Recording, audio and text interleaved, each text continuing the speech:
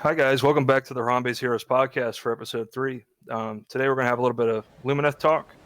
That kind of ties into our new guest, Ryan Miller. But we're also going to discuss the tournament that we had last weekend.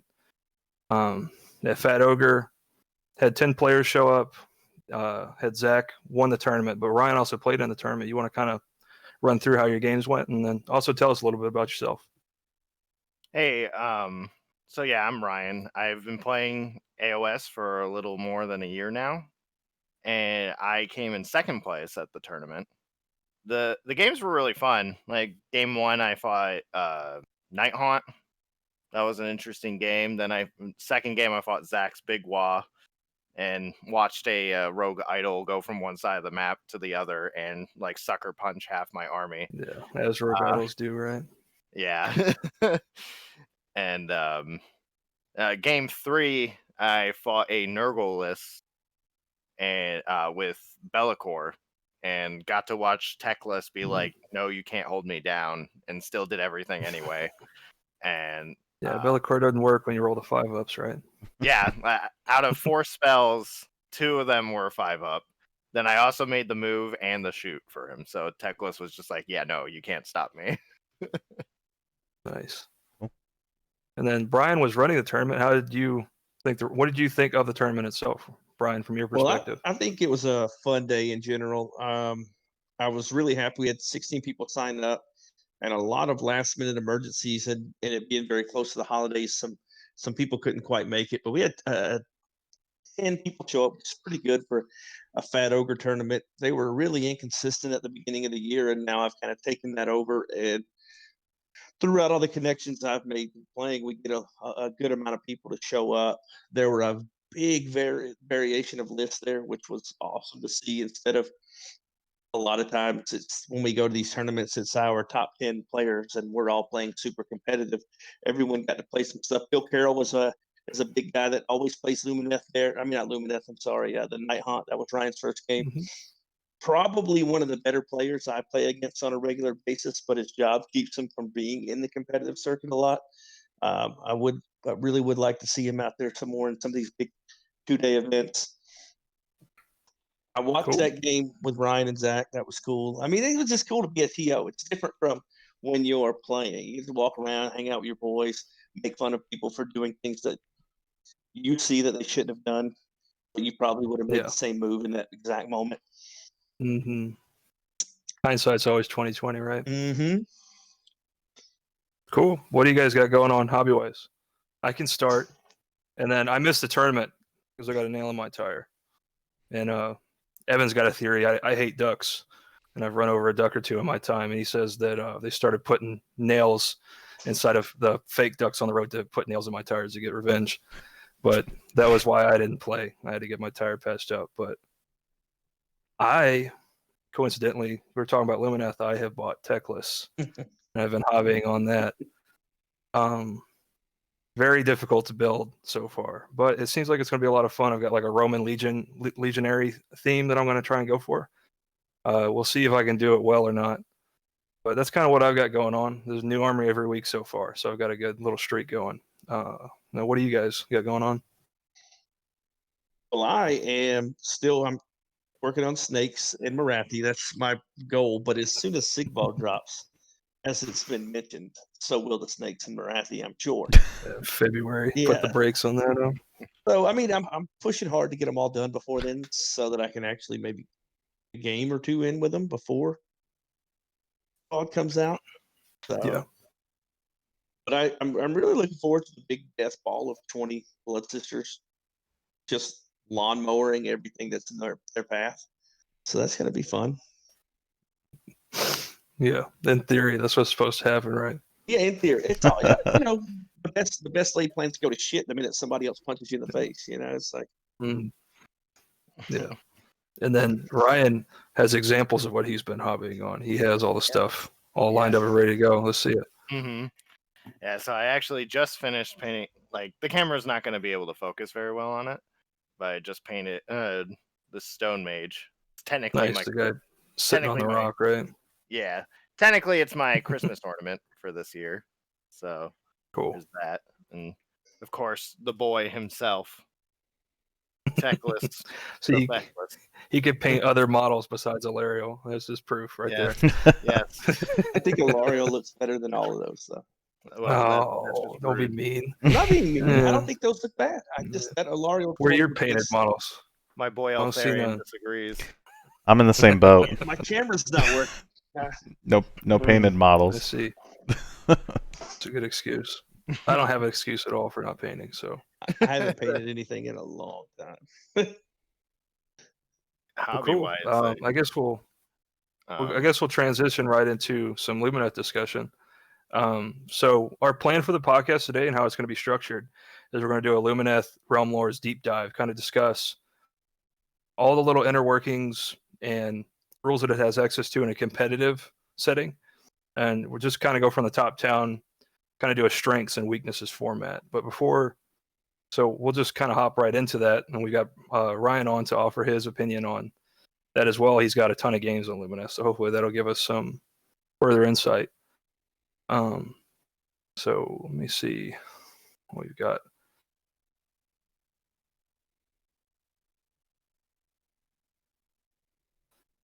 Content gap. It's excellent, right? Talking about the playstyle of how Lumineth work and just the general. Yeah, exactly. I can't get to my little list of things, my little cheat sheet. I can't get to it. But as I was somewhere ended, what I think is really strong about Lumineth is that it's got an adaptive playstyle. It's kind of got something for every situation, and it is up to the general to kind of use the tools that you have access to in the proper way. And that's kind of what gives us a strength. You're never going to be in a matchup where you don't have options, and I think that's what makes it so strong. What do you kind of think about that, Ryan?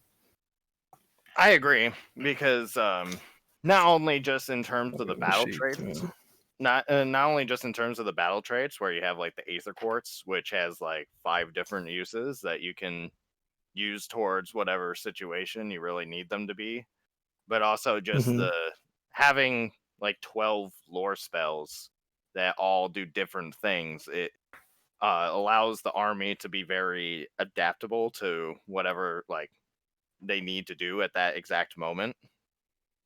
And how adaptable are they to I 3 agree. Baron Guards smashing your face on turn? It's his favorite trick. Yeah. But you just got to, when it doesn't work, then Brian is struggling to find something else besides Vanguard. He really likes when those Vanguard. when those Vanguard don't get the buffs off, and then they run into Yeah, we've had it happen and then actually they're both like, ways. "Oops." It's funny. We've had it happen both ways where they get their buffs, they run through and smash, and they don't, and they bounce off, and 2 of them die to 2 units of Wardens. It's pretty funny. Luckily, it's not just Venari that you have access to. Playstyles, right? Yeah, the adaptive playstyle is it's really good. That I think that's the main strength of the army. But there are 2 modes of building the army. There's the Venari and the Alarith, and I think Alarith gets overlooked a lot because of it's kind of the opposite. It doesn't have so much of an adaptive playstyle. It's just got the one thing that it does really well, and it's a shame because it does do that one thing really well, and I think it's viable. It's just that, I mean, Teclis has got a ton of flash, and I think gets most of the attention, and probably rightfully so, but it doesn't mean that the Alarith aren't as good. And I'm not sure how you feel about that, Ryan, but I honestly love the Alarith. Like I Mhm. also have I have 3 mountain spirits now. Like I look forward to trying them out some more, because honestly, like if they were in any other book, they'd probably be the best units in that book, because they ignore -1 rend. If they're in the subfaction Ymetrica, they also ignore -2 rend, and so you have like their battle line, the Stone Guard, are 2 wounds, 4 up save, ignore -1 and 2 rend, and there's even a battalion where they can reroll all saves. So extremely tanky. Even their monsters, the mountain spirits, 3 up base save, 12 wounds, 14 wounds on Avlanor, and they also get to ignore -1 and 2 rend, but they also have attacks that do 5 damage. So it's like they're really it's just strong. Ymetrica that's kind of the sub faction, right? That they're more or less locked into. Yeah, because they only get that ignore -2 rend if they're in Ymetrica. Yeah. But Cool. With that in mind, we'll kind of transition into what we think makes Lumineth so strong. I guess we can start with what you were kind of mentioning earlier, Ryan, which is the spell lore. Got a ton of stuff, ton of tools in the spell lore that are all really good, and I think it pairs well with Teclis because he knows all the spells in both spell lores, like you said before. mm-hmm. I mean, Speed of Hish, excellent. That's my favorite spell in the spell lore because of all the. Just one, you can put it on any of your units, and it helps you shore up the weakness that on paper Lumineth has, which is it's really slow, but you can conditionally be very fast and get across the board in most cases, and it allows you to be very aggressive with the army. Whereas if they didn't have that spell, you wouldn't be able to be that aggressive. And then Solar Flare is great anti-magic.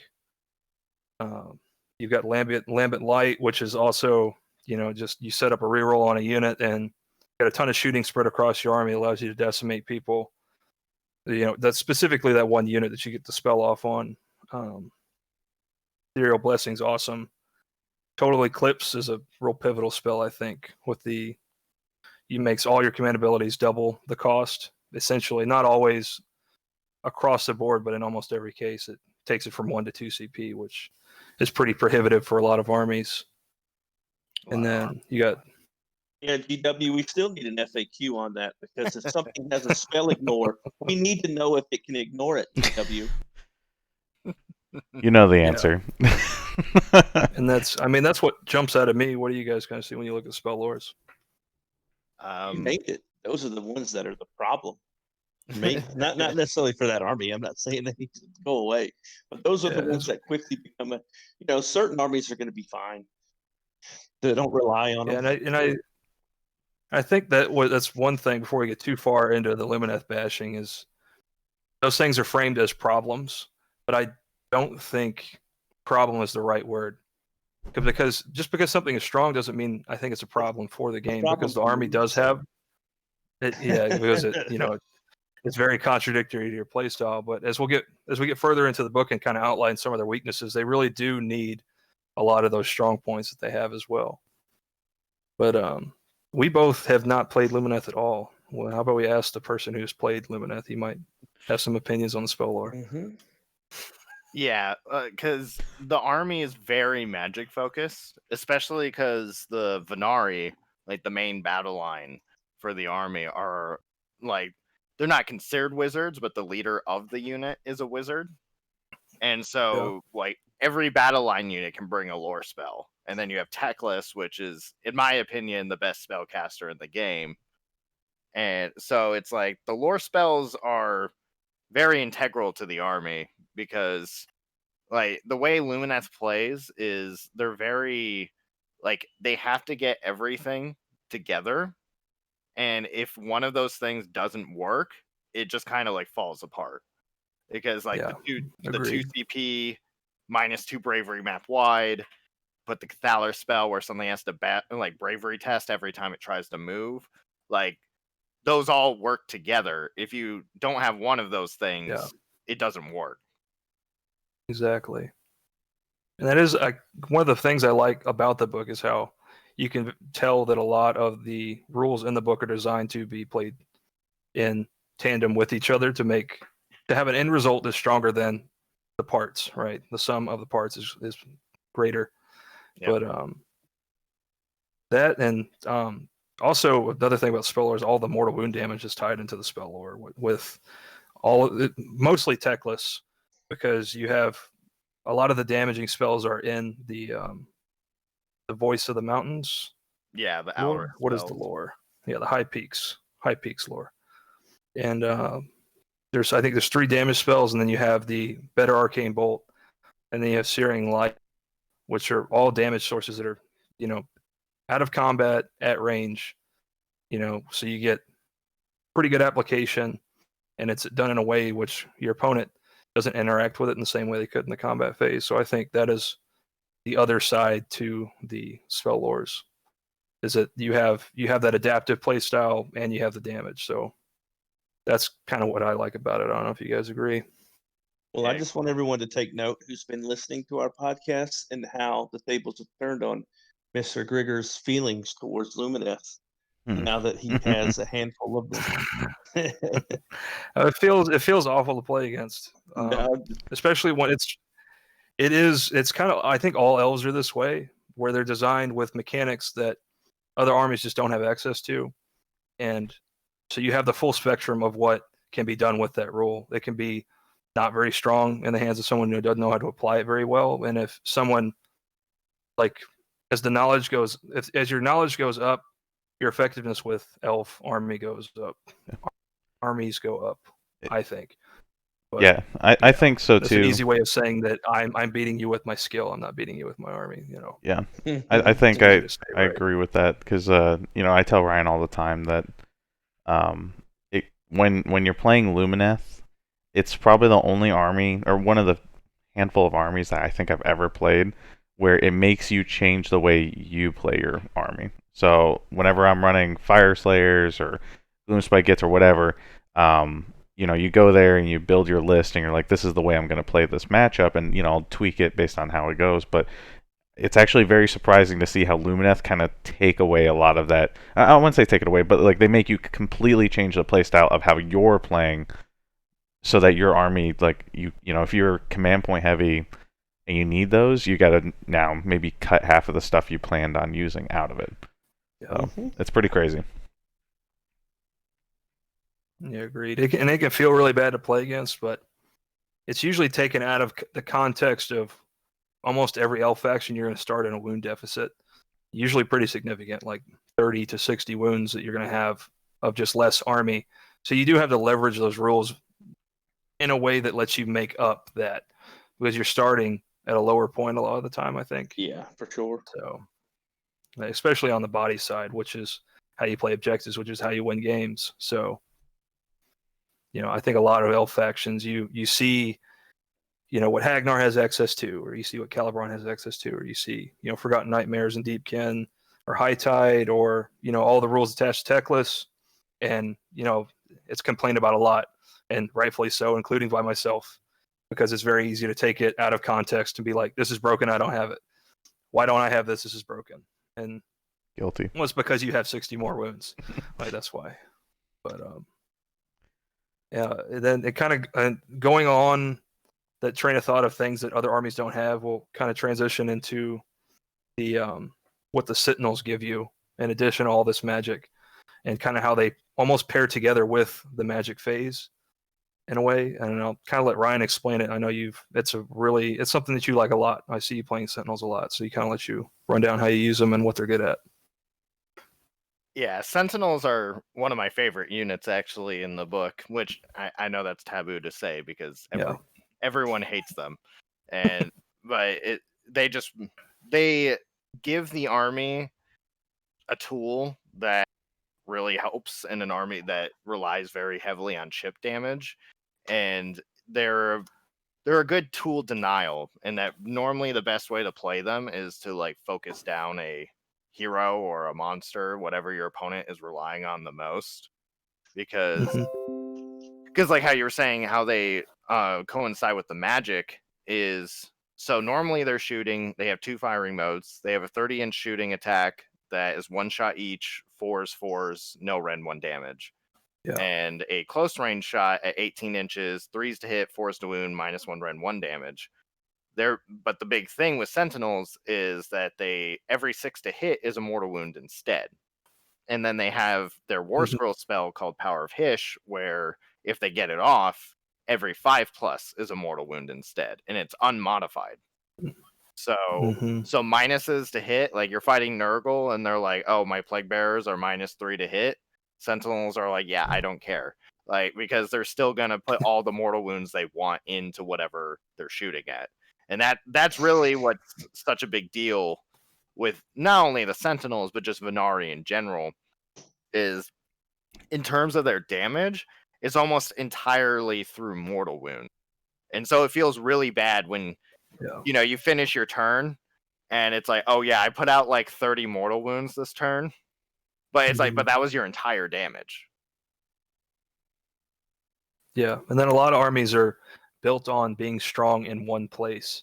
So Lumineth are pretty good at circumventing that kind of play style. Like if you make yourself strong in one place, like say you have your heroes around, 1 unit of Hearthguard, or you have your prayer up and Hagnar, or you stack a bunch of save bonuses on a unit. Well, Lumineth can just choose to kill something else or kill whatever's making that happen. So if you have like a Hag Queen, they'll just kill a Hag Queen and then wait and kill your unit when it doesn't have that reroll to its mortal wound save. So I think that's a lot of what causes the friction is when people analyze what the army does, is because it feels like they're taking away what makes your army work, and you can't do anything about it. And I think that is what I see as the big complaining point about the army. And I complained a lot about it when it came out. I complained a lot about it because it wasn't in the game, but I'm not sure, obviously, because I'm a Lumineth player now, but I'm not sure it doesn't need to be in the game, because at some point it's going to happen. If you don't have that in the game, at some point something's going to be sitting at the top, and something's got to be there. So why not introduce something that has counterplay to that thing? Is kind of my thought process about it.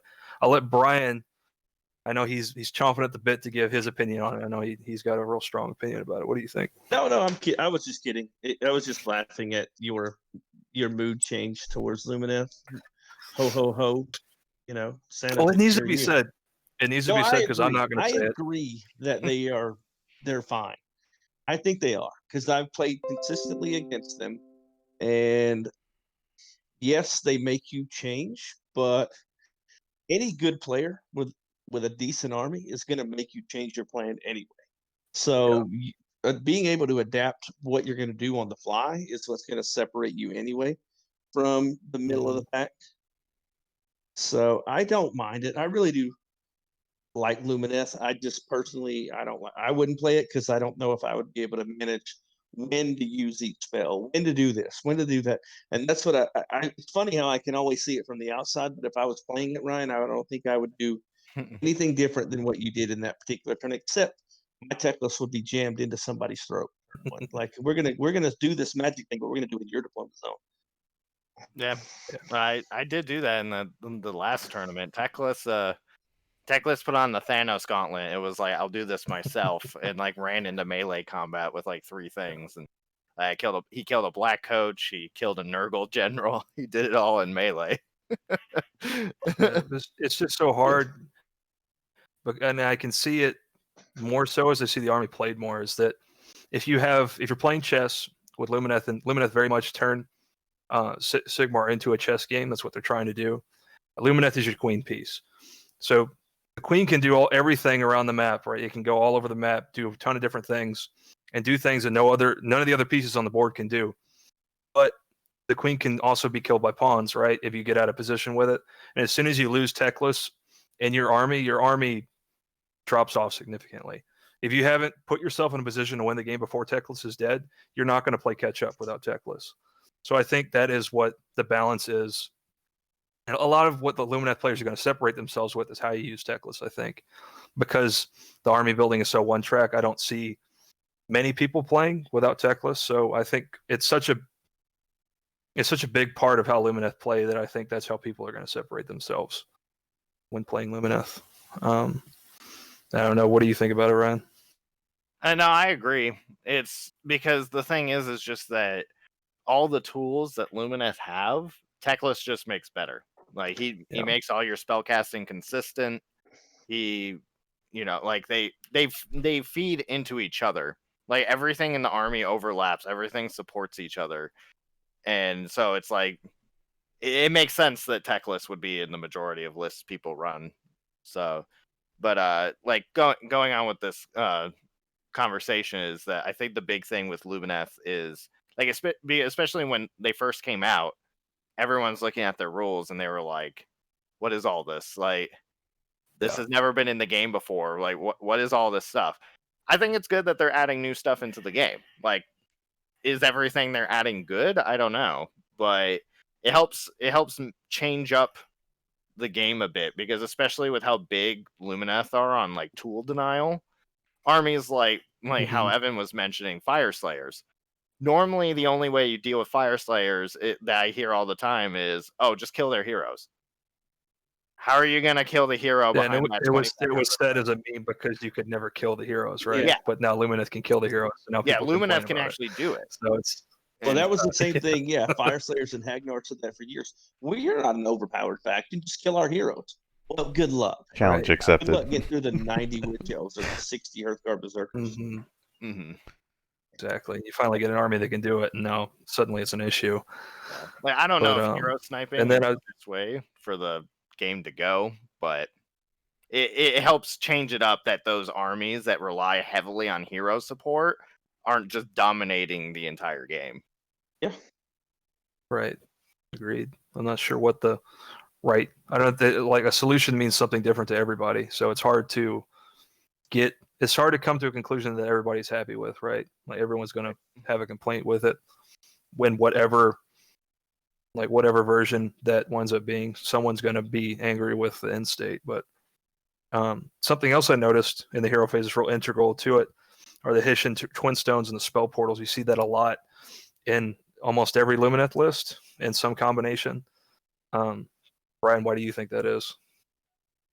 For me, well, one, the Twin Stones are like, I used to, when I first started running army, didn't use them, but then once I had finally played with them, I was like, there's no reason never to bring this thing, because it's a 30-point endless spell, and what it does is it has a counter next to it, which is always at a minimum of 1, and that whenever you successfully cast a spell within 12 of it with a friendly wizard, it raises that counter by 1.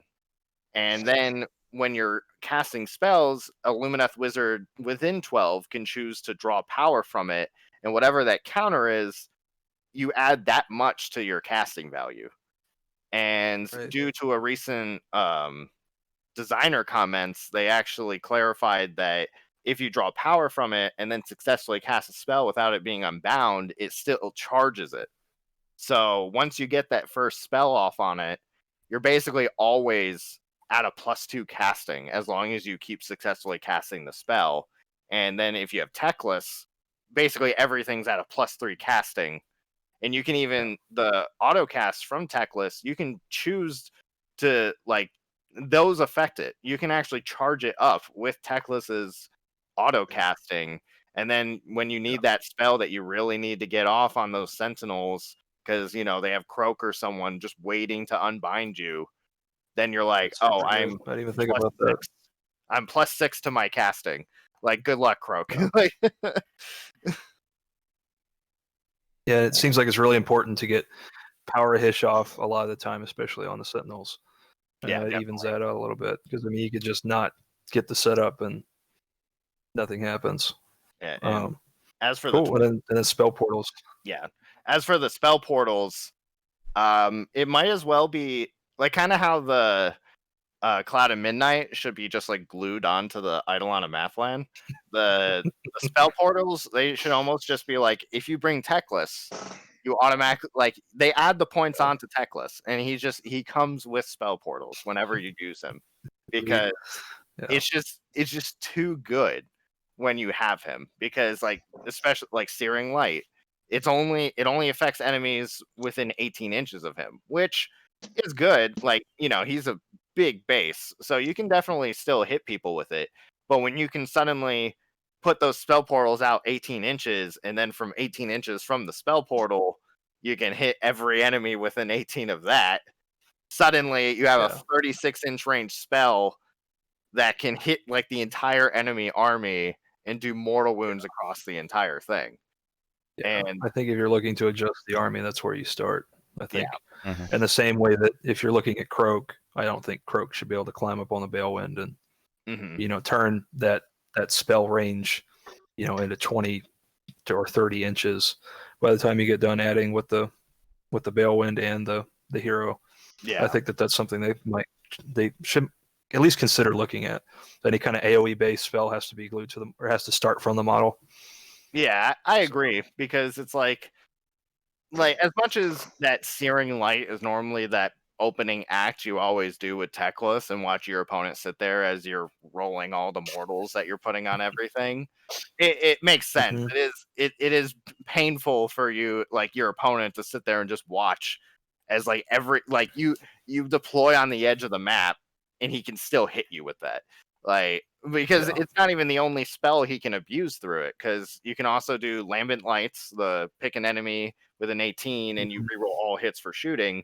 So basically it becomes Yeah. 36 inches, or even one I haven't really gotten to use, but basically is basically you would almost try to use it every time you fight like Seraphon or Gloomspite, is the Solar Flare. Solar flare. Mhm. Yeah. Because it's 10 inches from the caster, that you pick a point, and then 12 inches from that point, every wizard in range of it is -2 to cast, dispel, and unbind. So that's a 42-inch range that you can just like shut down your opponent's spell casting when it's already very difficult for them to get spells off against Lumineth.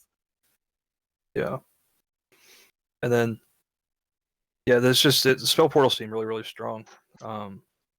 Yeah, just being able to redirect all of the usefulness out of the spell lores, and it's things that those spells should be weak at, but because a lot of you can see that the spells are designed in a way that you're not supposed to do some of them on turn one. Right. But with spell portals, it gives you access to do those things on turn one, which kind of cascades down the battlefield. Like it cascades down throughout the course of the game if you can get that Searing Light a turn early, because you get the damage on characters a turn early, you get the chip damage on units a turn early. So, I mean, that's just one thing that I was really going to like take a look at the book and suggest not be there. Maybe on Yeah, a spell portal. I think also it allows you to keep Teclis safe longer. Like the old answer is, Yeah. well, if you don't like Teclis, kill him. Well, you can't kill him if he's just sitting in the corner casting everything through spell portals. And then just to mention spell portals, all you TOs out there, anyone who's listening that's going to TO an event, be very cognizant of which realms you pick, because you don't want to allow Teclis to put that spell portal anywhere on the board. Yeah, Realm of Shadows is by far like not even just for spell portals. It is like Realm of Shadows is like the realm where Lumineth are like, yeah, I'm just gonna win this, because not only is the spell portals like infinite range, but the command ability is a once per game redeploy, which like we were mentioning before, mobility is typically an issue for Lumineth. So you're getting a teleport, which they normally don't have.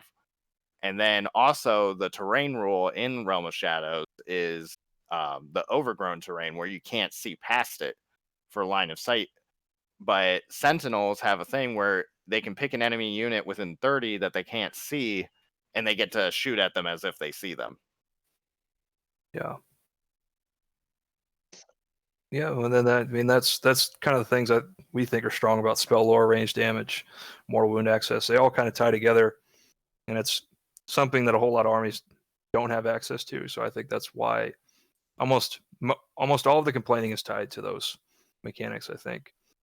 But something else that I consider a strength, and I think you guys do too, is the anti-alpha strike interactions that Lumineth has built into their army. If you kind of want to run through, because it again, like anything else in Lumineth, it's something that you stack together to make stronger. So I'll kind of let Ryan explain all the elements of anti-alpha, which is turn one damage that Lumineth have. Yeah, so for one, Venari, they have a inherent trait where as long as they deploy where every model in the unit is base to base with another two models in the same unit, they have an innate -1 to hit to all attacks. Like that's amazing to be able to deploy that way turn one. So if KO or something's coming in with shooting, like automatically you can already debuff their shooting. The Teclis, his second unique spell is Protection of Teclis, where every friendly unit, not just Lumineth, every friendly unit wholly within 18 of him has a 5-up Feel No Pain. So it's like that, like Gavin was saying with the stacking. So you have -1 hit. Now you have a 5-up Feel No Pain to help mitigate some of that damage. You have the Aether Quartz that anytime one of the abilities is anytime that a unit is targeted for an attack, you can choose to spend their Aether Quartz and have +1 save for the rest of that phase. And it doesn't require CP or anything unless you're trying to use more than one in Psyar. So, which in Psyar you have 2 Aether Quartz. So, say KO's coming in, they're going to try to shoot Teclis turn 1. He can spend 1 and then for a CP, spend his second 1 and give himself +2 to his save and basically mitigate most rends that you would have. And Exactly. Alorith innately are very hard to alpha strike without mortal wounds. Having that innate ignore -1 or -2 rend makes it extremely difficult to alpha strike them, especially the mountain spirits, the generic ones, can pick an enemy unit at start of shooting and combat phase within range of their ability to be -1 to hit. And then Avlanor, the named one, has a 12-inch aura at full health that as long as you're within that aura, you're -1 to hit. So they have multiple stacking minuses to hit, ignoring rend, feel no pains, like they have a lot that can help them into the alpha strikes. And especially there's a lot of armies that are designed to do something like get across the board or do damage to you turn 1. So I think that's something else that gives them really strong play into the field for sure. Yeah, let's not even get into the stuff that Cathalar does to help that out even more. Yeah, I was gonna mention that the what the Cathalar does to melee alpha strike as well, if you kind of want to run through that too.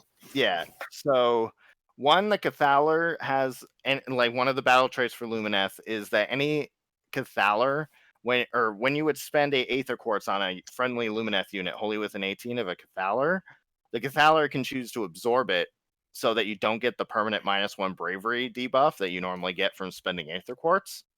And then if there's an enemy within 18 inches of said Cathalar, you can choose to give them the permanent -1 bravery, which you can't stack it, but that's insane. You basically are getting to spend that Aether Quartz for free and debuff your opponent while doing it. Then if you got Total Eclipse up, then that's also something they have to consider too. Yeah, not being able to auto pass on top of taking all that damage. Yeah, well, it's like I was gonna get into that later when we got into Teclis, but that's normally the big combo is you use Voice of the Mountains for -2 map-wide bravery, use Total Eclipse for that 2, you have to spend 2 CP every time you spend a CP. You have the spell portals, you do Searing Light, you tag every single unit in your opponent's army. The Cathalar, you could pass off a -1 bravery if they're within range. And so then when you get to Battle Shock, it's like almost the entire army, unless like certain armies have ways around it, but most armies will have to Battle Shock across like their entire army.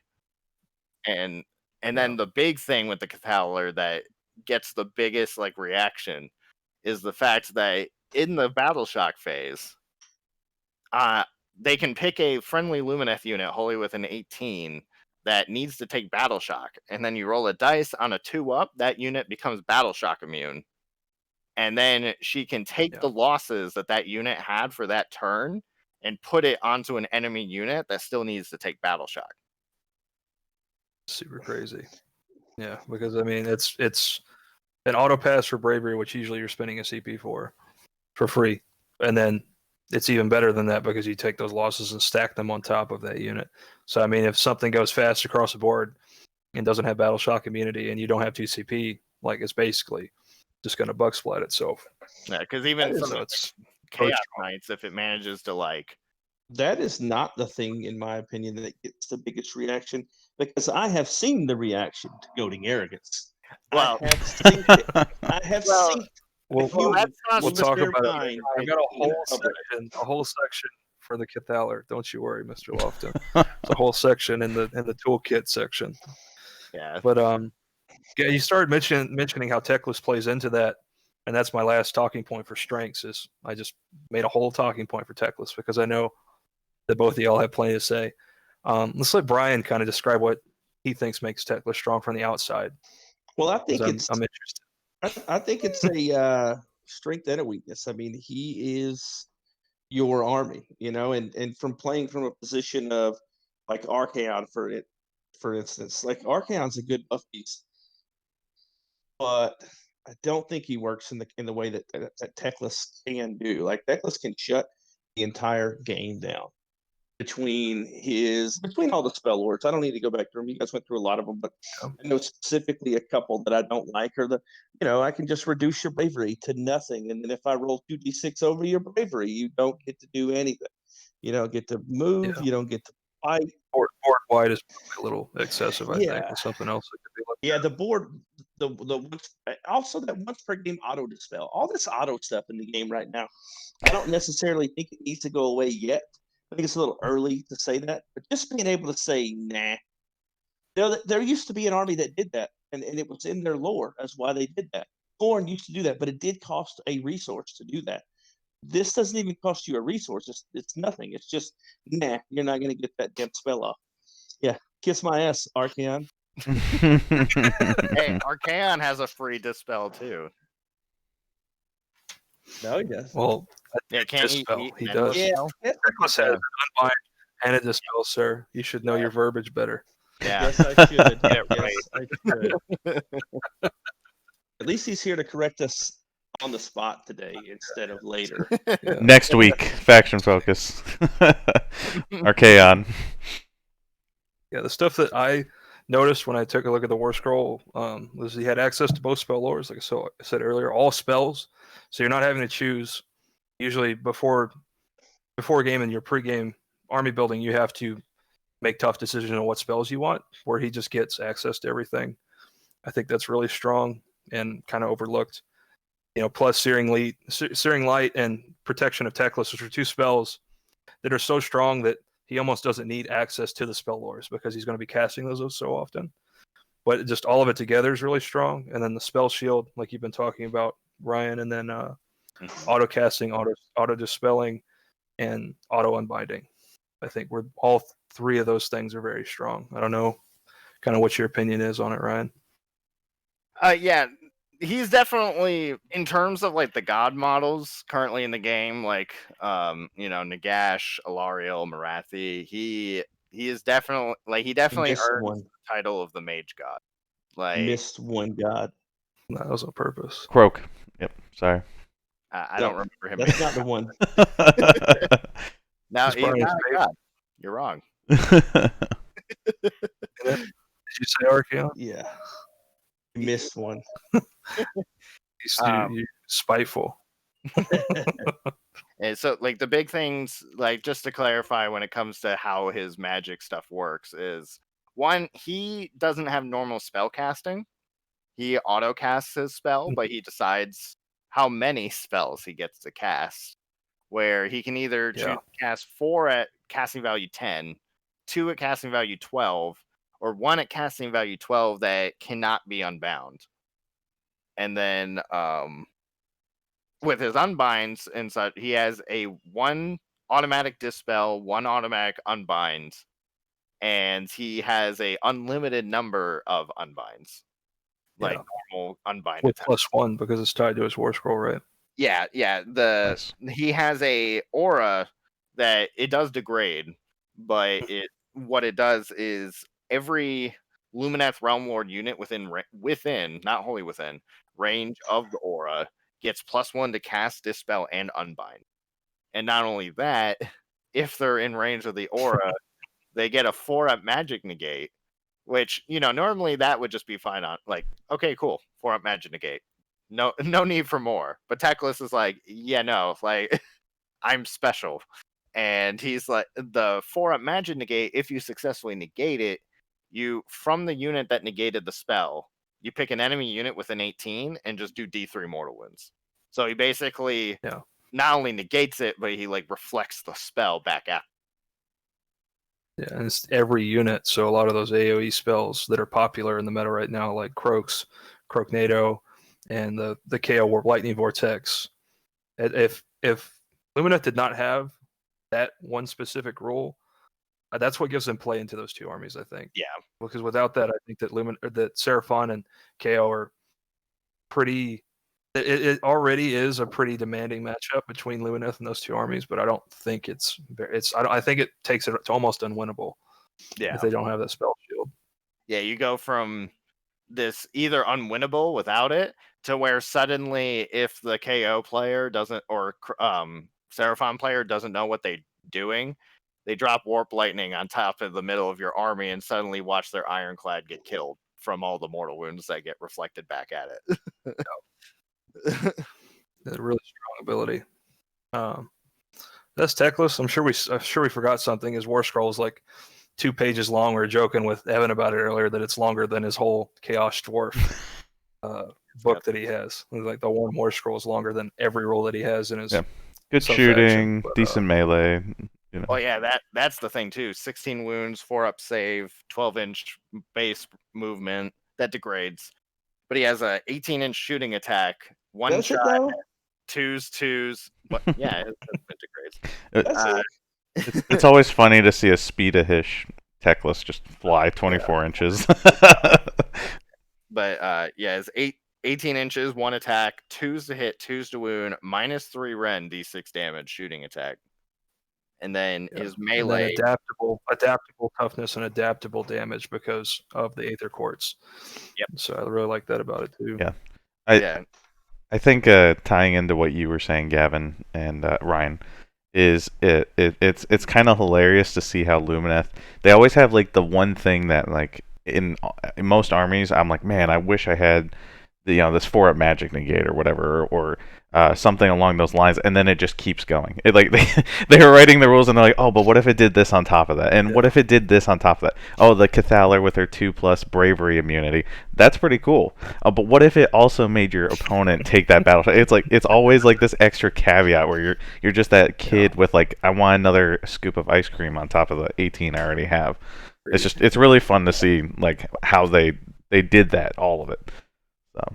Yeah, I mean, hopefully it speaks to the direction of the game they want to take into, because at one point the game was really rudimentary, and they've slowly progressed how every army, like the complexity of every army has progressed slowly over the course of the past 2 years. And this is, further up on that curve. At some point it's going to become to where it's just overly complicated, but I don't think it's reached that point. And I kind of like seeing more complexity in the game too. I think we thought a lot of this, like with Bone Reapers when they first came out. There was a lot of unique things that came out that at least I was unsure how it fits with the state of the game. Yeah, and I think that can kind of be where Lumineth sit. Once having it figured out before you play, it's going to be a big deal against Lumineth, because if you don't know what Lumineth does and you play the normal play style, it's probably not going to go very well. You really do have to be aware of what their army does and how they're trying to apply their rules, because of just how important those caveats are, I think. Definitely. Cool. So that wraps up Teclis. My boy. Lots of stuff. His 3-page War Scroll. But then we kind of get into, we've been talking a really long time about how strong the army is and what's strong about it. I guess we can kind of get into the weaknesses of the army. The first one that jumps out at me when I look at the army is just how low model count the army actually is, and how many wounds it has, and how that translates into playing objectives within the game. And I'll kind of let Ryan talk about some of the problems he's had playing the army as far as model count and objective play. Yeah, it's definitely a very elite army, as most elven armies are. They even if like you try to play a list where you don't have Teclis in it, you probably at most maybe have 90 wounds. Like even if you were just spamming all the battle line and that's all you were doing, like it's always going to be a low wound count army, because it's just extremely elite. And it normally results in objective play being kind of the objective play can be difficult depending on what the kind of objective is, because from what I've played, objectives like what's it called, focal points, where they're all very centered together and it's very sit on the objectives and keep them. Lumineth excel. Like I think I've only lost maybe one game on that objective. It is very, very geared towards them. But then it's almost like any mission that doesn't have a mechanic where you can jump out ahead really far. If it doesn't have that, Lumineth are much stronger at missions that are more static in the like objective points progression. So like if both players start on 2 objectives, and you can kind of get away with playing slowly at first, because you really do need that 2 or 3 turns to grind your opponent a little bit before you start to play objectives really hard, is what I see. I didn't mean to cut you off. I just wanted to add that. No, I get you.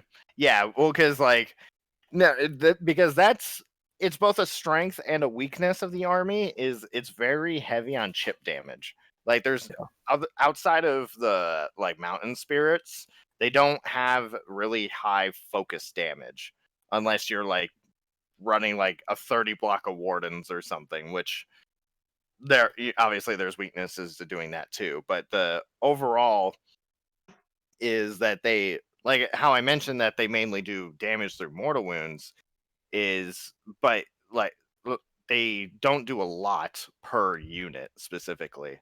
Like the average for a 10 block of sentinels, even with a 5-up, is only 3 mortal wounds. Mm-hmm. So when you have multiple of them and you focus on something, you can kill it. But if you're fighting something like Osiarchs, Trogoths, and Gloomspite, Nurgle, anything with feel no pains, resurrects, anything like healing, it and suddenly becomes very difficult for them to fight, because outside of like basically battle shocking them or restricting their CP, like they're very difficult to kill, because you're just trying to chip them away slowly so you can just overtake them in the late game. Yeah. And so it also, like, going back to the objectives, makes things like by far the worst objective I've had to deal with as Lumineth is Scorched Earth.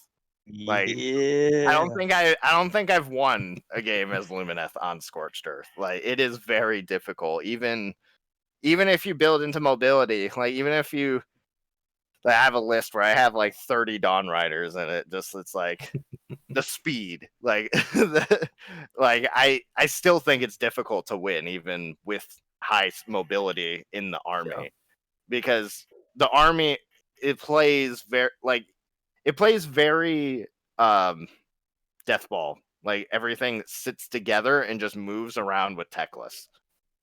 And so when you any mission where you have to sit and then also attack, it's hard to play, I imagine. Yes, in my opinion, that's normally why units like the Sentinels are such a big deal, is because of their long range damage that you can't really avoid. It forces your opponent to have to come to you, and the spell portals with Teclis. Like you basically, because that's normally the issue with tanky armies like Stormcast and such, is normally, unless you're building like all into shooting, if you're trying to do like I'm gonna have a bunch of liberators with the +1 save and they're gonna sit there and I'm gonna wait for you to come to me, they're just like, there's no reason for me to come over to you because you can't kill me. You can't get to me, so I'm just gonna play the objective and watch you sit there and cry as you don't get to fight. Where Lumineth, with the Sentinels and the magic from, or even the shooting from the Mountain Spirits, Mountain Spirits have pretty nasty shooting as well. It forces your opponent, like, I can't just sit back here because they're just going to chip away at me each turn as the game goes on. But so, like, still though, even with that said, ones like Scorched Earth, where there's like 8 objectives, it's like you can't cover them all because you're trying to stick together. So if you're having to play super spread out, that it's very difficult for them to survive, because they, like how we were saying, the overlapping abilities, they need it all together, because even knowing their units are elite, they're not elite enough to where they can like handle anything running into them. Yeah. I think that's another part of the Scorched Earth equation, is that leaders interact with the objectives too, and you're only ever going to see usually 2 or 3 heroes inside of a Lumineth army. So that puts you at a disadvantage too, I think. And they're also, besides Teclis, they're pretty static too. So I think on Scorched Earth, you get more points for burning an objective with a hero next to it, and having a hero next to one of yours prevents that objective from being burned. So they're pretty integral to that mission. So that makes sense that Lumineth struggle on that. Yeah. From the other side, what do you think, Brian? I know you've thought very long and as hard as your little 4-cylinder brain can think about how to beat Lumineth. What's your input on how to beat Lumineth? I know you've got a formula. Well, I agree with what you guys said. Scorched Earth is a tough one. Luckily, I got to play Ryan in that one. That that last Atomic tournament. I think you have to force them to move. That's the way you're going to have to play them. I mean, when you go, if you think you're just going to, if you're a static army yourself, you think you're just going to sit back and win the game by not moving. That's not how you're going to be able to beat Teclis. You've got to give them tough decisions too, which is, I believe that's what Zach did to you in that game you guys played. Like, he just got right in your face turn one and things became a struggle. I think that is the formula for beating Lumineth. You just got to get in their face and make them move. And then if you can get that Teclis castle to spread out, then you can beat it. But if Teclis is just allowed to sit back there in his little group and chill all day, you're not going to beat that. You're never going to beat that. I think you've got to put them in an objective deficit for sure. Like the earlier you get up on them on objectives, you're just trying to make that lead as big as you can, because eventually they're going to start to catch you. Yep. And you're just trying to put so much distance that in between your two armies that you're just going to prevent them from getting back in the game. Yeah, eventually, I think just about every time I've played, being tabled at some point, but I had to push the tempo on points, so it didn't matter if he tabled me. Like, it doesn't matter. I'm up 17 points right now, so I think you got to be afraid of those Dawn Riders too, because the Dawn Riders, I think he's having some audio troubles, but we'll get it figured out. It wouldn't be a Harambe Heroes podcast without audio trouble, right? You've also got to be cognizant of those Dawn Riders looping around and taking your objectives. I think that's a big play that I see with the army when people get too aggressive against Lumineth, and you go into that anti-alpha that we described earlier. You lose a unit without getting enough, and then those Dawn Riders loop around and start to pick at your objectives, and you can get put on the back foot by Lumineth pretty easily in that way. I don't know if you agree, Ryan. Yeah, no, it's the Dawn Riders are definitely what kind of normally keep you in the game, is because having base 14-inch movement on a cav unit in an army that you can double movement is really big. Suddenly having your cav unit suddenly able to move 28 inches across the map, where you can like slide in between an enemy formation where they didn't think you could get to. It definitely is. They're on those small cav bases too. Yeah. Mm-hmm. Yeah, it's definitely a different play style that I've had to learn, or like it's one I'm more familiar with since I originally was playing Deepkin, or that's how I learned how to play the game. Is having that fast pace mobility is integral to those objectives where like things like Scorched Earth, where movement is very important.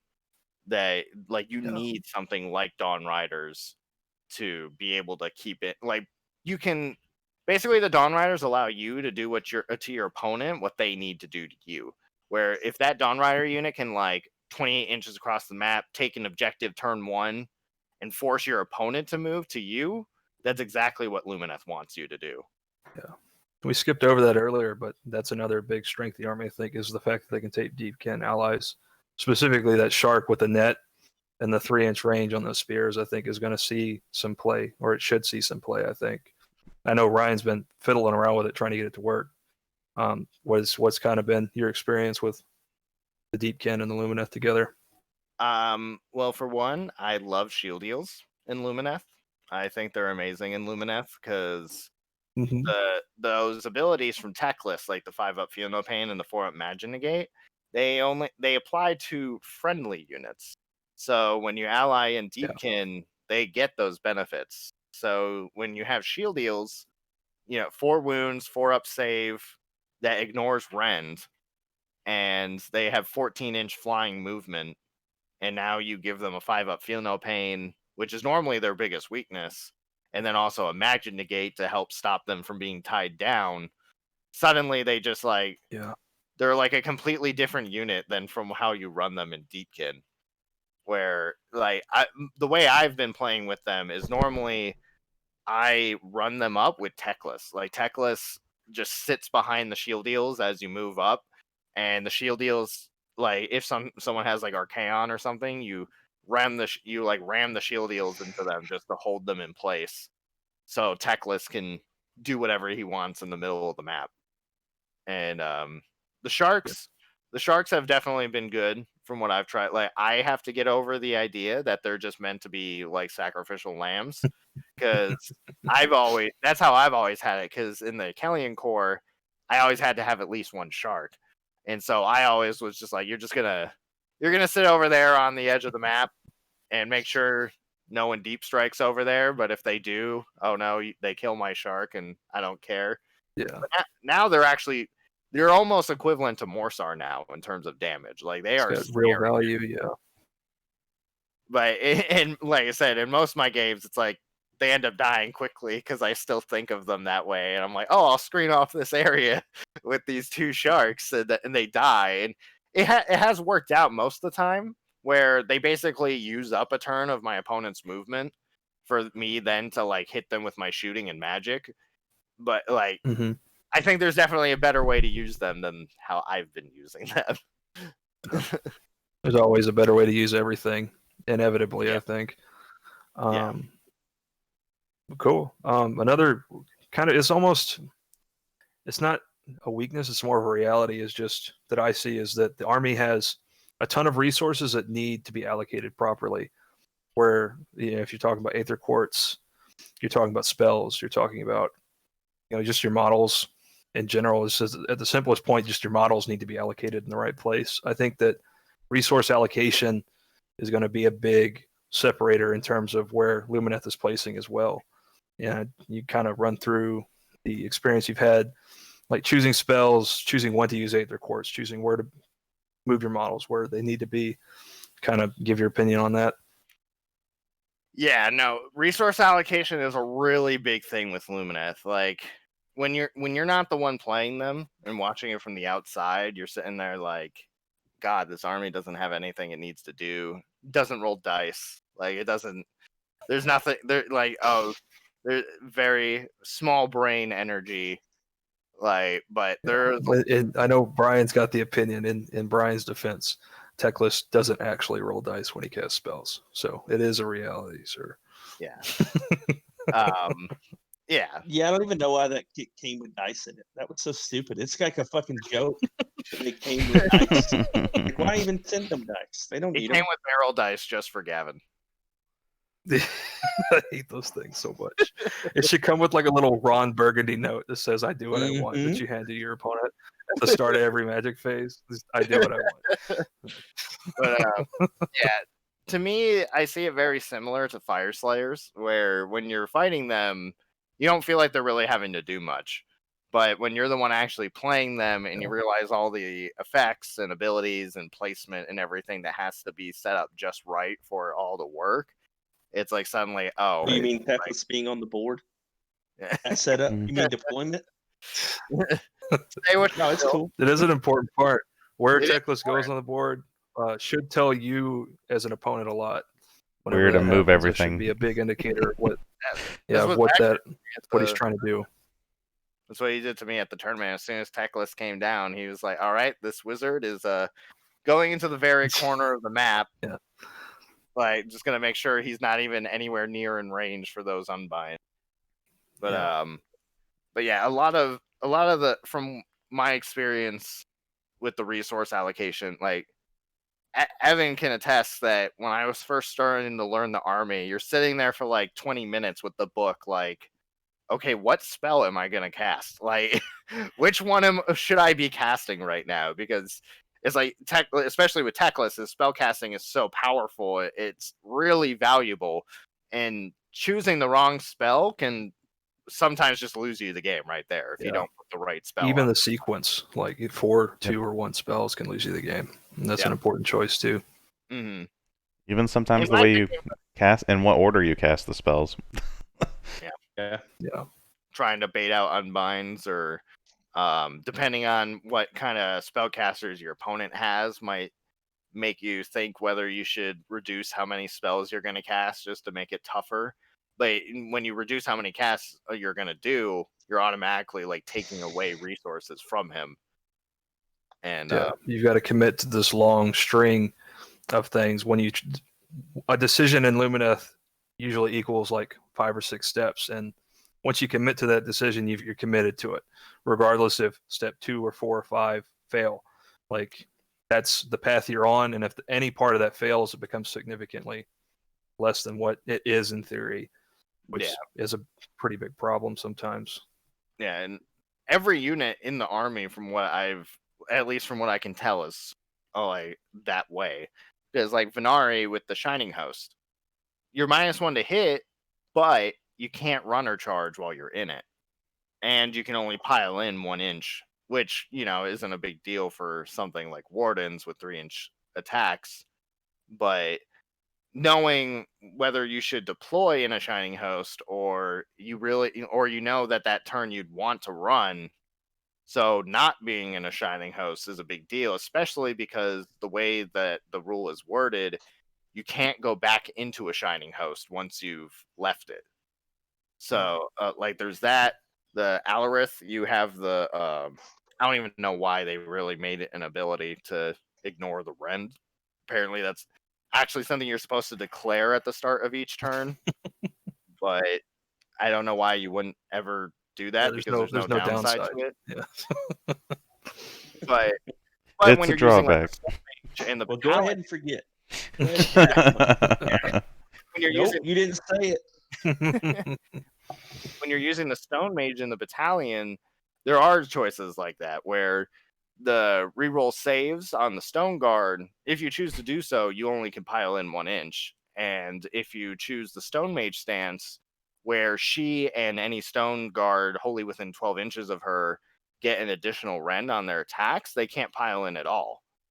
So if, like, say your opponent is playing in such a way where they tag the end of your unit just trying to hold you down, you might need to decide whether you really want those rerolls or that extra rend or if you want that extra pile in to get some more mobility, especially with Alarith being so slow. Like Stone Guard having a 4-inch move and the Mountain Spirits having a 6-inch move. It's like, those are things you have to take into consideration, because even in the last game I played against Evan, that movement on the Alarith basically cost me the game, because he was just able to, like, my stuff didn't die, but he was able to basically just stall me out because I couldn't move fast enough to actually get to the objectives. Yeah. And spells, like as we mentioned before, spells are just a big thing. On Teclis, it's a big thing. So you have to choose which ones to use. Yeah, but it's like, not only is it a big thing on Teclis, it's also a big thing on all the Venari, since they can all take a lore spell. It's like, okay, so do I use their lore spell here, or do I use Power of Hish for the more damage? Because it's like, I need to get to that objective, but I don't know if I can kill it without that Power of Hish. So do I use the Speed of Hish to make sure I can get to it, or do I risk it and do Power of Hish for that extra damage potential so I can hopefully kill it if I make it? Yeah. I guess we can kind of transition into what I think is another weakness. You kind of mentioned it there, but the limited damage potential of the army as well. Where in Sigmar, there's such a huge part of the game is not only being able to hold on to objectives and get to other objectives, but also moving whatever's on those objectives when you get there. And just on paper, it looks like Lumineth struggled a little bit. I don't know if you'd run into any problems that line up with that train of thought in game, or kind of what your experience has been in game with those problems. It can and can't. Like, it's one of those things where their damage sometimes can be a little underestimated, where you think, oh, it's just Wardens, they're not going to do that much damage to me, and you charge into them, and suddenly they put out like 8 mortal wounds into your unit, and you're just like, oh shit. You should not think that. That's the wrong thing to think about Wardens, just so you know.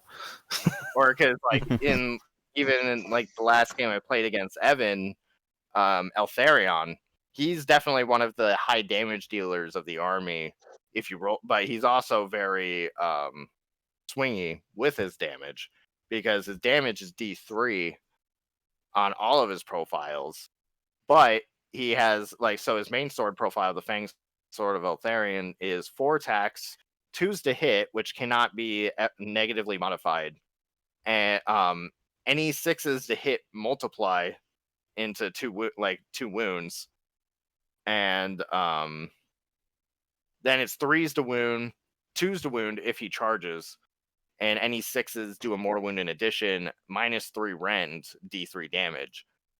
And even I remember in it was like 2 ogre tournaments ago when I fought you, Gavin, where when those marauders got in my backline, and Eltharion just started reaping a bloody toll, where he put out like 20 damage in one combat phase, because sometimes he does that. Like, I've also had it where he ran into something and put like 3 damage into them. Yeah, you get 4 2s, and you're like, well, or 4 1s, and you're like, oh, I guess I just don't do damage. Yeah, it's like, but yeah. So it's like it's like it can be swinging. The things that do good damage can be swinging. Like in the last game me and Evan played, the Mountain Spirit, 3s to hit, 2s to wound on its attacks. I rolled 2 3 1s on the wound roll. So I'm saying like, okay, I didn't get any attacks through. So yeah. And then big stuff like Archeon. I know that Brian's had fun playing patty cake with Archeon in your Lumineth army. I don't know if you have any input on that, Mr. Lofton. I mean, it's just fun. Archeon. I don't know if it's more of a mental thing or what. I got Archeon is just an intimidator on the board. So Lumineth, even against Lumineth, they just cower in his presence, as they should. I mean, he is the god of chaos. Although you didn't mention it in the beginning. There's a whole lot of stuff that struggles to move Archeon, I think. Like, probably count on one hand, like, the amount of armies that can move Archeon efficiently. Okay, Lumineth is probably not one of those. Because I was going to say that Archeon actually, obviously he had his kit and such way before Lumineth came out, but he's almost designed for just denying Lumineth, in that he has an innate 4-up magic negate, which most of the abilities they use to tie him down are through magic, and he has a 4-up feel no pain against all mortal wounds that if he rolls a 6 on it, that it does a mortal wound back, and almost all the damage of the army is through mortal wounds. So it's extremely difficult for the army to really even not only hold him down, but to even touch him. And you basically need have goading arrogance. Yeah, I was like, they developed a command trait to specifically fight him. We're going to get into goading arrogance. It is separate from the profiles and what the armies do. You made my man lose his mind. You made my man lose his mind. So modest. I'm just trying to be objective with the army. If we really want to, I'll go into it right now. So what we're all talking about is the subfaction Syar has a command trait called Goading Arrogance, where you can the general at start of combat phase can pick an enemy hero within 6 inches, and that enemy hero can only target your general for attacks for the rest of that phase. And not only that, because how Evan mentioned, everything in Lumineth has to just go one step above what's already good. For the rest of that combat phase, everything gets +1 to hit against that hero. Yeah, so sir, I'll have another. Yes. Okay, you can only fight me, but everything else that fights you. So any kind of army that their mode of damage, their damage platform is a big hero that moves fast. That screen that's going to be sitting in front of the Lumineth, the Calathar is going to be 4 inches behind that screen. You're going to slam your monster into that screen, and then that Calathar is going to look at your monster and hand you that Ron Burgundy note. Be like, I do what I want. And you're not going to do anything with that character. Yeah. It's super funny to see that. There was one game I was fighting against Lumineth where I had 2 big horde blocks that were kind of my damage dealers, and one hero that was kind of like the be-all, end-all to help kill, tie the enemy down. And all 3 were denied Because the goading arrogance stopped my hero, so the hero never got to do anything. The two blocks got their bravery gone from I think 7 to 4, or I'm sorry, 7 to 6, 5, 4, because he put the bravery and the voice of the mountains on him, and then he put the 2 spells that bravery check you to do certain things during the turn, and so I had I would say almost 1,400 points that just didn't get to do anything that turn, and I surrendered. I was just so frustrated. I rage quitted. I was done. It's just so This is crazy. definitely like a perspective. You have to almost reset your perspective on what your expectations will be out of an Age of Sigmar game when you play against Lumineth, because of how many mechanics they have that are designed in that way. Yeah. And I'm obviously going to say I don't know if it's bad because I'm playing the army, right? But I think it's just different. I think there's always going to be kickback when something's different. I think it's just new Should stuff. be tuned. Well, I think it's just new rules that the game hasn't had before Yeah. that we're all still trying to decide how we actually. Yeah, it's the first time we've ever had a rule that says you don't get. yeah, and I think it's projection. Play. Yeah, So it's pretty funny that your army gets to tell mine, but it doesn't get to play. So again, I don't care. We're going to see it. I don't care that they're strong things. I don't care that they exist because I'm going to try to beat it any fucking way with the hardest thing I can put on the table. But it is a ridiculous play style for newer players. You don't want that matchup. You don't want it. You don't want it with Corn. Then where your goal is to go forward and punch somebody, because good luck, you're not punching anything. You're not going to do anything. You're not going to move. You're not going to fight. You're not going to pile in. Just leave your dice at home. If your buddy says, "Hey, I got a new Lumineth army, you want to come play?" Leave his dice at home. You leave yours with his. Well, see, you're not going to get to play either. It's funny you say that, Brian, because not to shit on Lumineth too much, but when we were at that Ogre tournament and Ryan brought his Lumineth, how many people did we hear say they were really looking forward to playing Lumineth? How many people told me either that their list was meant for fighting me or that they didn't want to fight me? Yeah, I mean, I was curious to know how many people were looking forward to fighting you since they hadn't fought you yet. I think that was what it is. It was that newness. I don't think it was anyone actually wanting to play against that army. No. Every person I talked to was like, please, please, please, don't let me fight the Lumineth. I had 3 people tell me that they didn't want to fight me, and I had one person tell me that they built their list for me. So. Well, I think that's what you have to do. Bold of you to just say someone's face. Most of it was cut and dry. Most There's of nothing else to that. I think we've got case closed, dude. Well, I mean, look at it. When I was playing, I don't even remember what I was playing inside of the Slaves of Darkness book, and then Lumineth dropped, and I won't touch anything but Host of the Everchosen. Won't go near another faction in that book because Lumineth exists. And I'm not having you bravery blast my stuff off the table. We're just not going to play that game. That's definitely one of the, if we were to go back into the whole weaknesses thing about, how I said everything needs to work or it doesn't, everything needs to work together or it doesn't, it just kind of falls apart. That's definitely one of the biggest things is armies that have, battle shock immunity. And, probably, in terms of mechanics-wise, the army that gives Lumineth the toughest trouble is OBR. In that they're battle shock immune at all times. So no bravery shenanigans, no making them take battle shock for you. A lot of battle shock immunity in the game. There's Hermdar with around objectives. There's the Slaves of Darkness that have it in their units. There's the Goblins have it when they're close to their terrain piece. There's quite a bit. There's more than people think. It kind of gets overlooked because it hasn't been as vital. So prevalent. Right, because before you could just use a CP to pass it. But with Lumineth, it's suddenly oh wait, I can't just pass it every single time. Yep. I need my CP for other things. So you have to decide whether you're willing to lose some models or if you're gonna try to save up your CP to get the abilities you need off. That's a cool thing. I mean, I don't know if you remember in our game, I wanted to do Dark Prophecy every turn.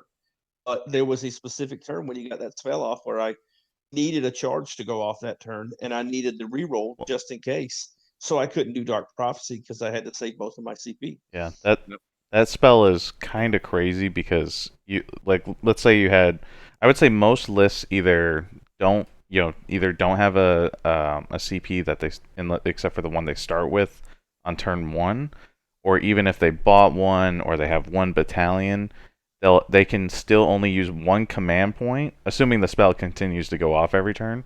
They can only use one command point until turn 3 because of how it's generated. And it's like, that is insane, because most of my lists that I had built up into that point, they would use every single CP they could get, but only having that one. And most of the time, like you said, Brian, it's for a charge or for some kind of major command ability that kind of helps your game play. But then you take it away from the battle shock, and then it's like, oh, I don't have battle shock immunity for this, and I don't have the CP, so there goes my entire, whatever that I was planning on using for the rest of the game. Yeah, I mean, that goes back to why I chose Host of the Everchosen. I don't even want to have to worry about it. Like, I'm not going to use my CP on that. It's not going to do it. Yeah. And then, Archaon is obviously my thing, but that isn't, I don't know. I mean, I know the whole world knows about Lumineth battle shocking you off the board, but if you aren't ready for that, if you don't have extra CP or whatever, you're not gonna have a good day. Like, it's not like Seraphon aren't gonna be worried about it because they generate a bazillion a turn, and but it's a struggle for real. I mean, Ryan and I, we played 3 games so far, and I've gotten maybe 4 command abilities off in all 3 games. Well, and I had to save up CP to do it. Well, the difference is that you've always played Archaon, so you always get 2 CP a turn. So you basically always got to use at least one. I think the further back you go in the sequence of books that's been released, the harsher that plays into those books, because a lot of the newer books have been designed with multiple CP generation in mind, or mechanics that don't depend so heavily on command points. Like, you look at the Stormcast book, like almost everything in there costs a CP, and they don't really have a whole lot of CP generation, so that book doesn't play well into Lumineth, I don't think. I think that Deepkin's in a similar boat, where a lot of their stuff is real CP reliant, and Lumineth, they're very harsh into Deepkin, I think, especially with the low bravery, etc. And go ahead. I was gonna say, I actually find it funny because I've played Ryan maybe, I don't know, close to I would say almost 20 times as far as Lumineth, maybe a little bit less than that. But as far as like how many times we played Lumineth, I find that the armies, like if we went back to our first episode where we did the tier list, that top half really struggles worse than some of the factions in the lower half, namely the destruction factions that are single or large single entities, like Beastclaw Raiders and stuff. I find that I've actually had, and lately with Troggoths and stuff, just because they help negate a lot of that chip damage, and you can't, they have higher normal bravery, and you don't have to worry about battle shock. Like what Ryan was saying, is you just slowly start taking away a lot of the things that Lumineth culminate together, and then suddenly the game changes where they're really struggling because they can't get rid of the 2 Stonehorns that you're running, because they're both 10 models on each objective, and then they have to split their force, and it just becomes really interesting to see how they do so well into the current meta, and then they suffer against some factions that you're like, how in the world is this even going past turn 2? That's a lot of what the trouble you had with that Rogue Idol at the Fat Ogre tournament. Right. Was that it kind of came in on your flank, and you just couldn't move it efficiently fast enough to get back in the game. It was what it looked like from my perspective. I don't know if that's kind of what you experienced in the game. With the Rogue Idol? Yeah. Yeah. Yeah,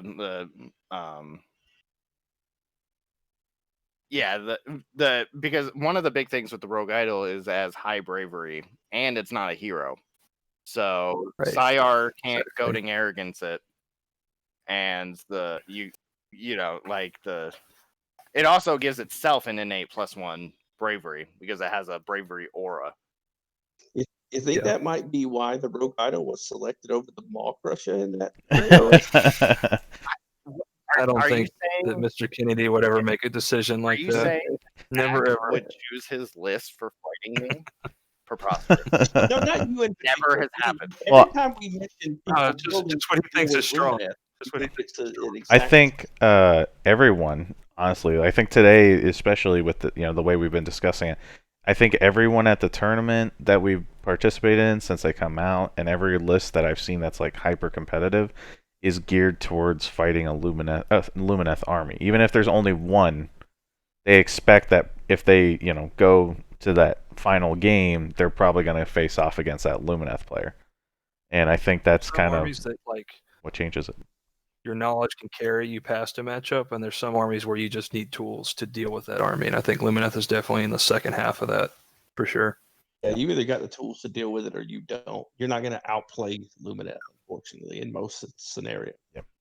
Yeah, I can agree, because as much as it's like it's one of those kind of matchups where it's like if your opponent builds for you, it can be really tough to do anything, but you almost have to prepare for them, because if your army is not prepared for fighting Lumineth, you're just gonna lose. Yes. Honestly. Yeah. Over. I mean, there's been plenty of games where I know exactly what I'm getting into, and I'm playing an army that's CP heavy, that has low bravery, that has all relies on magic maybe, and Lumineth just it's just over, and when Teclis drops his Searing Light spell through and does like 40 mortal wounds to my army, and I'm just like, well, and then he's like, oh, you don't have a command point that you can use, by the way. It's just like, oh, well, okay, I guess I lose. Yeah. Thanks, I didn't want to play. Spend more time putting up the models and taking them off than actually getting the turn, so...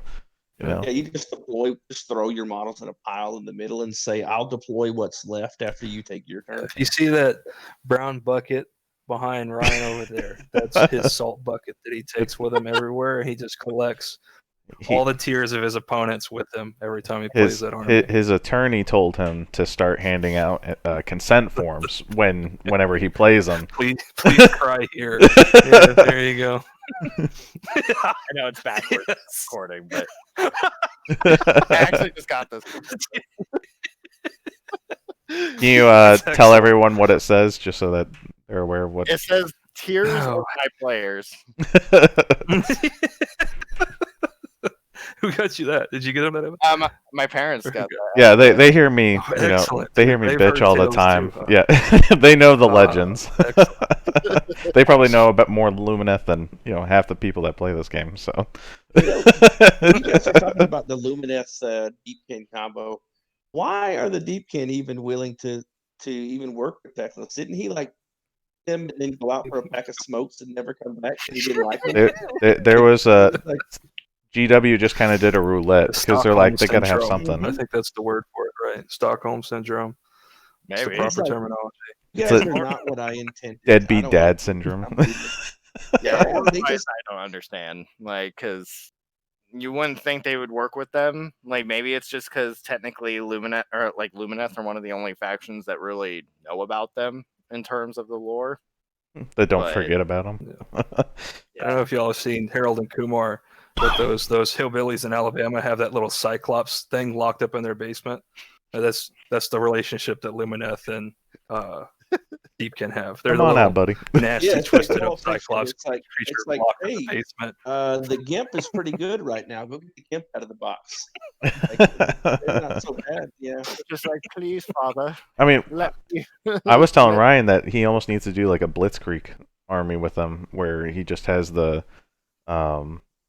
sharks go tie down the enemies, and then the 30 block of wardens just go up and stab the enemy to death with and just kind of roll over the enemy. It just seems really fun. If you net something with those, that can be really strong, I think. Stop a pile in and use 3-inch range. It's a great combo. Any more salt? We got one more talking point. Yeah, continue. I'm sure I'll find the shaker in a minute. Because we haven't actually fully gone over everything that Cathaler does. Like, I haven't talked about it. Yeah, go ahead and explain it. I know that's one of your favorite pieces. Well, it's another one of those things where, like Evan said, just more on top. Because the Cathaler is definitely, if something was to get FAQ'd or like a point increase, it would definitely be the Cathaler, as the army is I don't know if you really run a list of Lumineth without a Cathalar. It's just so good. At and least it does a one. lot of support. Yeah. But because the big thing, like we've kept saying with all the bravery and movement manipulation, is that the Cathalar has a spell called Darkness of the Soul, because basically the Cathalar deals with elven angst and puts it onto the enemy. Yeah, all the whole War Scroll and the Allegiance abilities all sound like the track listing on a Linkin Park record. Mhm. Yeah. Like, you just go down the tracks on Linkin Park album. That's 2005. Just yeah, Her weapon, Despairing Touch, and the ability Emotional Transference. Jesus, like a Yeah. emo elf. She's wearing a veil. Oh God. Basement took that veil off. Yeah. So the spell is casting value 7. Pick an enemy within 18 of the caster invisible. Until your next hero phase, you roll a 2d6 each time that unit makes a normal move, charge move, shoot, or fight. And you make the roll before that action is carried out. And if the roll is greater than that unit's bravery characteristic, it cannot perform that action in that phase. Excellent. See, and it's absolutely hilarious when every time that I've played you, it happens where you're on the bottom of that turn and you throw that on me. Or I'm sorry, no, you win the roll off, so you go first. You put that on me, Wait, so then it checks me. Get the cup right. Then on your turn, or then on my turn, it checks me every single time. And then the roll-off happens, and I win the roll-off, and then I go again. But that spell is still on there. So we have like 12 times before it becomes your turn again that I have to roll for that check. And so I'm like, man, this 20 block of Hearthguard that I have really didn't get to do anything. Yeah, Lumineth really, that's definitely one of their big strengths, especially with the Cathalar in Syar. What? They don't let you play? They specialize in it. Well, Mr. Lofton, when you teleport Marauders into somebody's unit and you make them remove it from the tabletop board, are they getting to play? Trouble. Yeah, they could play. They get to hit it back if they don't die. I don't know. I mean, I think when the Marauders kill stuff, they don't get to play. I'm not saying they're the only ones. Lumineth are the only ones that do that. Mm-hmm. Yeah, no. Well, that's the thing. The thing is, my models were still there. They were there the entire game.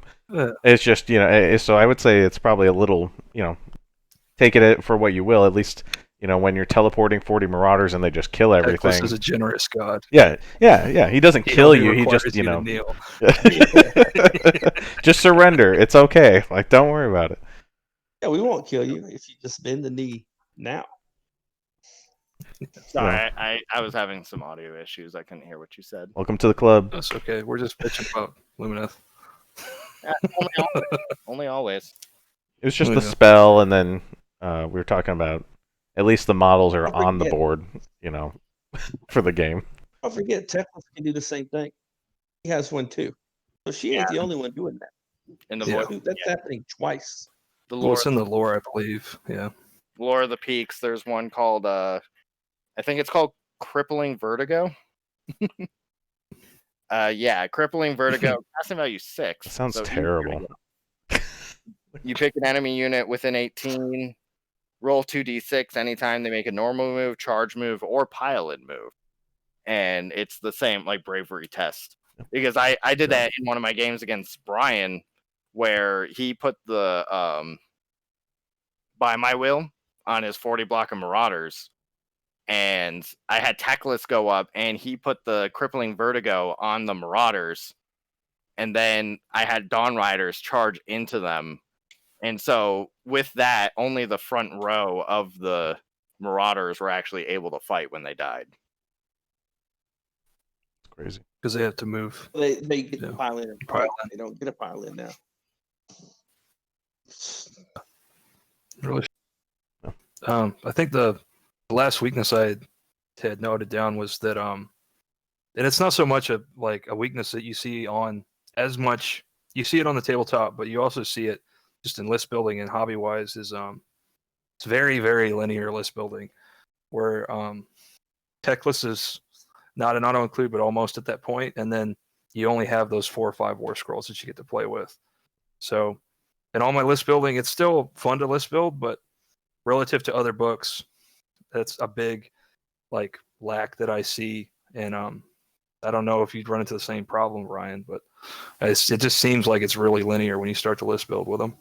Aren't all books that way though? Because you end up with 4 or 5 war scrolls that are the best, even if you have a million. Well, it's go ahead. It's more that like the fact that in the book's entirety, they currently have not with the Underworld's Warband, they have a current like 10 total units, which 2 of them being like Avlanor and the Mountain Spirit, so technically 9.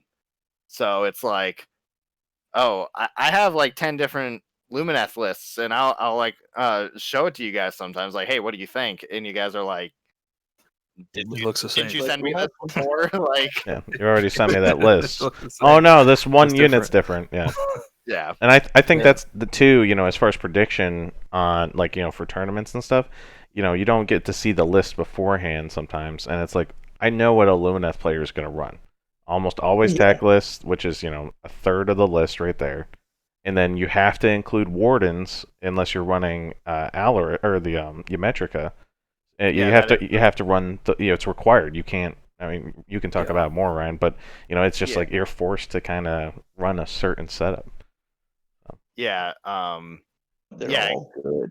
For anyone who doesn't know, the what he's talking about is the fact that technically the only battle line the army actually has is the Venari Wardens, but they have the thing, and they have an thing that for each unit of Wardens, 1 unit of Sentinels or 1 unit of Dawn Riders can also count as battle line. And then if you play as Ymetrica, Stone Guard get the battle line trait. So you will almost always have Wardens in your army unless you're running Ymetrica, which even then, there's if you're because it's an upside and downside, because normally basically your entire army is battle line, but you're restricted, like you only have like maybe 2-3 units you get to choose from. Yeah, But and they're I think all that really good. well, it's just predictable. I think is what the weakness is. I'm just joking. If somebody's going to be the salt here, I'm going to be it. Somebody has to be. The big issue I see with it is a lot of their artifacts are designed to be on combat characters, which they don't have. So I was thinking that, maybe with the President set, with the new Heat Knights book coming out in February, maybe hopefully Tyrion's added to this book with some new units. Maybe opens up list building a little bit. Well, I mean, I think if Tyrion's included, I don't foresee, unless I don't know what kind of role they're going to build for Tyrion, but I imagine he's going to be similar to Teclis in points and what he does. So I don't know if you're going to see a lot of Tyrion and Teclis. So hopefully that's good enough to create 2 viable playstyles. Which is what I think they're trying to do with Alorith, but it just didn't wind up being that. I think they've already mentioned relative to Lumineth, right? It's been mentioned, so you could get another half. We're not supposed to know about that. Yeah, come on, Gavin. We both know that like Lumineth, whatever seems like there's no way that they get that, they get it. So we're gonna see a Teclis and Tyrion battalion where they just swap abilities, and it's just like those two. It reduces their point cost to 0. Yeah, you get Tyrion and Teclis for free. Teclis gets the combat prowess, and Tyrion gets the spell casting, and they just blow up the field, and you're Tyrion, like, cool. Tyrion on a dragon. Like, is anyone going to complain if they release a Tyrion on a dragon? Hell no. Tyrion riding Archaon. I want to see Ryan paint him on a dragon. That would be awesome. He'll just be it looks sick. Riding Slanesh in the battle.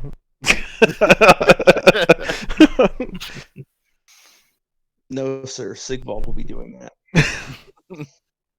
And I look forward to whenever Tyrion gets added. Well, and I have my boys, my twins, together again. Yeah. Going off of what Gavin was saying, I think that that weakness that he was talking about. There's only one, and correct me if I'm wrong, Ryan. There's only one non-named hero in the entire list.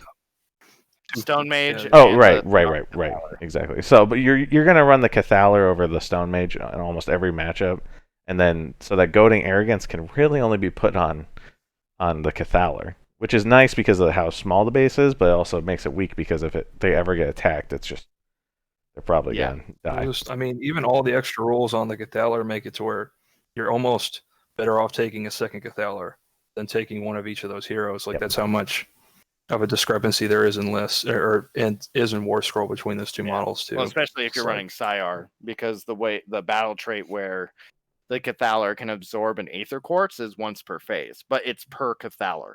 Yeah. So you spend the 2 Aether Quartz in one turn, you can take both. Most of the lists that I've seen, like when I'm throwing and I'm not a good Lumineth player, but as far as like list building, but it's usually like if it doesn't involve Teclis, there's 2 Cathalars that I'm running, just because I think it's so important to have them. And for 130 points, 140 for the Cathalar and 130 for the Stone Mage. Yeah, it's so easily worth it. Like you said, I'd be shocked if it doesn't get point that's increase. What I mean. It's like I see it going up with all the abilities it has on its War Scroll. Like bargain, it's expensive, but I think with how much they have on it, unless they end up adding some other, because the Cathalar name seems to be a keyword, because in the lore of Hish, it specifically says any Cathalars, as does it for the command traits and the artifacts. It just says Cathalar, not Sonari Cathalar. So I'm guessing there's going to be a whole probably a line of heroes that are Cathalars in the future. Yeah, but, just enough to eat into that Umbral spell portal point, because it always seems to fit. And it's almost like they designed it to be that way, where the spell portal always fits into the bottom part of your list. Once you get done to a certain point, you're always right around 1900 to 1930, and look, spell portal. Yep. So maybe if the Cathalar was I don't know, not even like 30 or 40 points more, just disrupt that a little bit, make you choose. Yeah. Yeah, that's normally just the issue with more elite armies, like the fact that your cheapest unit of battle line is the Wardens at 120 points, or technically the Stone Guard at 5 for 100, but it's all of them are expensive, and so you normally do end up having a gap where it's I have 90 points left. Guess I'll spend 70 for the spell portals, or 30 for the Twin Stones or something. Exactly. Well, I mean, that's all I got, unless one of y'all had something else you wanted to vent or expound upon. Done expounding. Faction focus or a bitching fest? Which one did we do? That's what everyone is going to be. We're always mad about what we don't have and try to downplay what we do have in any faction. I think Marathi's not even that great. No, they can't autocast. I think they need another buff, actually. Can't autocast, Hearthguard, dude. Hearthguard don't have magic. Why do people complain about Fire Slayers? They don't have any wizards. What is this? They're too slow. Why would you complain about it? Yeah, they need to be faster. Double the movement. Just base 8 movement. I need to be able to choose how much movement I have before I move. Be careful. That'll be Tyrion's thing. This is not going to age well. I bet you anything. We're going to look back on this and be like, oh man, they actually listened to us and did all these things. Tyrion's going to get. I wonder that every time we make an episode. Why do people even listen to this podcast? Doom Wheels. Doom Wheels are great. I wish I could have an entire army of Doom Wheels. That would be awesome. Where if you roll a double on your movement, your opponent gets to move it for you. Yeah, that's so risky. I love Skaven so much. That's so risky, Every time I see a Skaven game, I'm like, oh man, something cool is going to happen. I don't know what. Shenanigans inbound. Something's going to happen. But yeah, cool. Thanks so much for coming and talking to us, Ryan. Yeah, I know it's something you put a lot of time into, is a lot of the Lumineth list building and painting and playing, and it's always good to have the insight of somebody who puts so much effort into an army. Yeah, thanks for coming and talking. Yeah, it was awesome. Look forward to getting my snakes on the table so we can have a Merathi Teclis showdown. Although I think you counter my list that I built very well. No magic for you. Yeah. No, it's not even Mind Razor. Get that. That's the 120 block that I need to happen. Yeah. I That's hope all. you have extra See bravery. Lumineth try to. Yeah, that'll be bravery. That'll be bravery 10 or 11 when it goes in. Very cool. Cool. Oh, y'all have a wonderful New Year's. Yeah, Don't get too drunk and blow your hands off with Mind your fireworks. business, sir. And everybody listening, same. I don't want to see people showing up with no 3 fingers to no GT. Don't do that. I'll make fun of you Yeah. for I'll have to bring somebody to roll my dice for me. it. All right. Did we want to mention the GT real quick? Just as a reminder. I don't think we mentioned it. Yeah, this we'll time bang it into everybody's skull again. Yep. March, spring break. BCP should be coming up here pretty soon, right, Yeah, Brian? yep. You're still working out the details, right? I'll let you kind of run it down. They're just kind of going slow on. I don't know if it's indecisive. I don't know if they've not decided how much they want to charge us for the venue or not. But I'm going to hammer it hard. I hope to have it up on BCP this week. It's just a matter of will they tell me how much it is, and it's just for ticket pricing. Like we've talked about, every bit of the ticket pricing is going to go into the venue and getting prize support. That's it. So it may be somewhere in the ballpark of $45 or $50, but it's a 2-day event.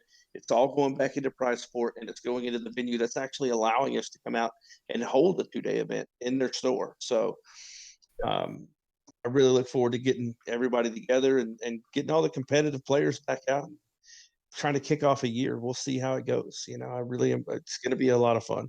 For sure. Get to see my boy on the table. Ready? You gotta get the rest painted up. You blew through him. Yeah. Yeah, I think that's Single the models are just so easy.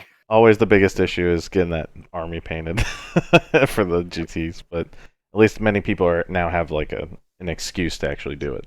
So Yeah, Yeah. we got a GT coming up soon. Get on that army. Get to work on it. You know, I want to see this stuff. Houston or Texas has a huge community of fantastic painters.